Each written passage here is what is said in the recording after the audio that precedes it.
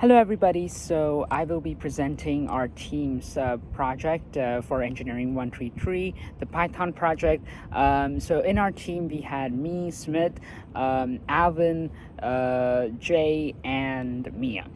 So we developed a program for image processing, and today I'll be taking you through, the image processing application in engineering, as well as the program that we developed to process various images.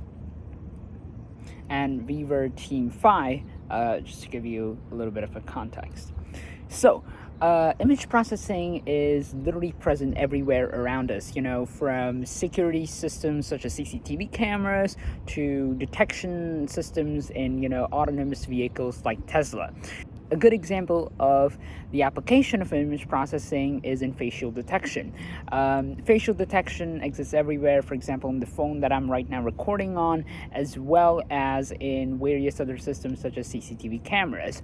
And image processing is used to detect the faces of people and verify their identity. Moreover, image processing is used in AI algorithms to train AI algorithms and deep learning models. For example, Teslas, which use AI algorithms to detect other cars and buildings on, around them.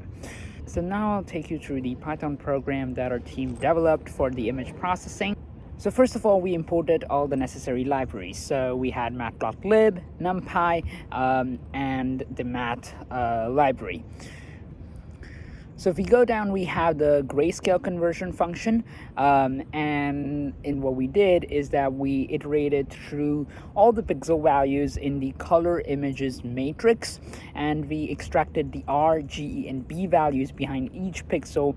We calculated the Y equivalent or the grayscale equivalent of the RGB pixel and replaced the RGB pixel with the grayscale pixel. Next, we have the edge blur function, which basically takes the grayscale matrix, selects a sample matrix within the larger grayscale matrix, and then does some element by element operation between the sample matrix and the averaging filter matrix, and then replaces all the pixel values. Moving on, we have the edge enhancement function. What it basically does is that it calls the function edge blur, but instead of using the filter matrix, we use the X direction filter and the Y direction filter.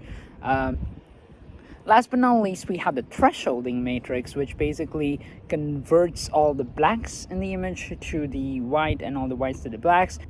So now I will go ahead and run the program. So I'm gonna hit on the run button and I'm going to enter the name of the image there. So purdue.org.png.